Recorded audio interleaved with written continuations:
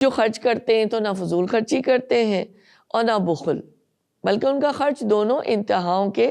درمیان اعتدال پر رہتا ہے، موڈریشن. یعنی یہ نہ ہو کہ اگر اللہ تعالیٰ نے اضافی مال دے دیا ہے تو جو رحمان کے بندے ہیں ان کا حال یہ نہیں ہوتا کہ وہ عیاشی، قمار بازی، شراب نوشی، یار باشی اور میلوں ٹھیلوں پر اور شادی بیاہ میں بے دریغ روپیہ خرچ کریں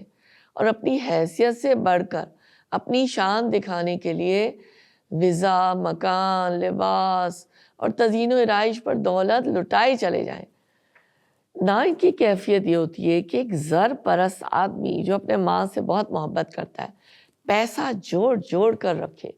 نہ خود کھائے نہ بال بچوں کی ضروریات پر خرچ کرے اور